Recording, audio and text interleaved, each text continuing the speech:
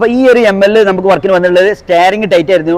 Steering ഒരു ആളെ കൊണ്ട് തന്നെ ഓടിക്കാൻ പറ്റാത്തൊരു കണ്ടീഷനിലായിരുന്നു കസ്റ്റമർ നമ്മുടെ അടുത്ത് വന്നിട്ടുള്ളത്. കസ്റ്റമർ ഇത് റീപ്ലേസ് ചെയ്യേണ്ടി വരും, അതുപോലെ യൂസ്ഡിൻ്റെ വിലയൊക്കെ അന്വേഷിച്ചിട്ടാണ് കസ്റ്റമർ നമ്മുടെ അടുത്ത് വന്നിട്ടുള്ളത്. അതൊക്കെ മാറാനുള്ള ഒരു കണ്ടീഷനിലായിരുന്നു നമ്മുടെ ഗാരേജോട്ടിൽ വന്നിട്ടുണ്ടായിരുന്നത്. അപ്പോൾ ഇതിന് ഏകദേശം ഷോറൂമിൽ തന്നെ ഈ ഒരു സ്റ്റെയർ റാക്കിന് വരെ വരുന്നത് 4 ലക്ഷം റുപ്യേൻ്റെ അടുത്ത് റേറ്റ് വരുന്നുണ്ട്.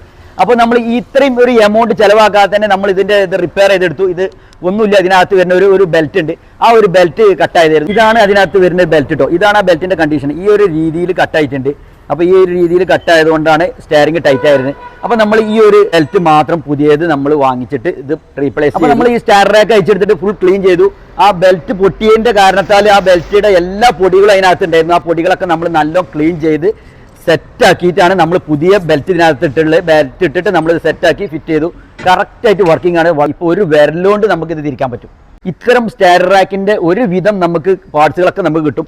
കിട്ടാവുന്ന പാർട്സുകളൊക്കെ ഇട്ട് നമ്മൾ നിങ്ങളെ വണ്ടി സ്റ്റെയർ റാക്ക് റീപ്ലേസ് ചെയ്യാതെ നമ്മളെ വർക്ക്ഷോപ്പ് ഉള്ളത് മലപ്പുറത്താണോ, മലപ്പുറത്ത് വന്നിട്ട് നമ്മൾ കോൺടാക്ട് ചെയ്തോളൂ. അപ്പോൾ ഇത്തരം ഏത് ഇലക്ട്രിക്കൽ ആയിക്കോട്ടെ മെക്കാനിക്കൽ ആയിക്കോട്ടെ നമ്മൾ AMG ആയിട്ട് ബന്ധപ്പെട്ടാൽ നമ്മൾ ഇതുപോലെ പക്കയായിട്ട് നിങ്ങൾ സെറ്റാക്കി തരും.